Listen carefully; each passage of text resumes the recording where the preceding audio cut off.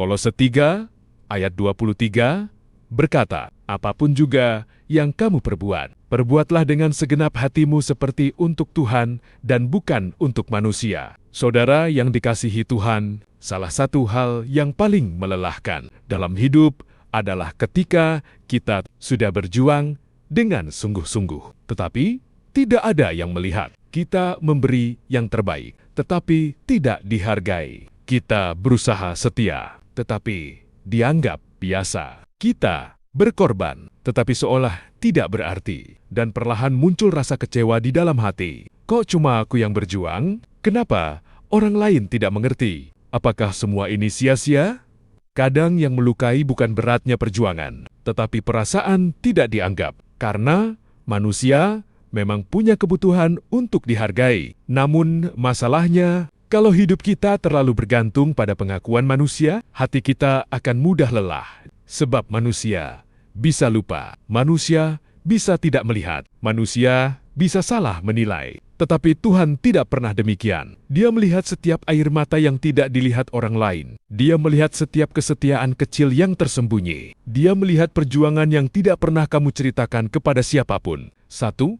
Tuhan melihat apa yang tidak dilihat manusia. Saudara yang dikasihi Tuhan, seringkali manusia hanya melihat hasil akhir. Mereka melihat keberhasilan, tetapi tidak melihat proses. Mereka melihat senyuman, tetapi tidak melihat luka di baliknya. Namun Tuhan berbeda. Dia melihat semuanya dengan detail. Contoh dalam Alkitab adalah Hana. Bertahun-tahun dia menanggung kesedihan karena tidak memiliki anak. Orang lain mungkin tidak memahami air matanya. Bahkan, ada yang salah menilai dirinya, tetapi Tuhan melihat hatinya. Tuhan melihat doanya yang tersembunyi. Tuhan melihat kesetiaannya, dan pada waktunya Tuhan menjawab pergumulannya. Artinya, tidak ada perjuangan yang tersembunyi di mata Tuhan. Hari ini mungkin kamu merasa tidak ada yang menghargai apa yang kamu lakukan, tetapi Tuhan melihat semuanya. 2.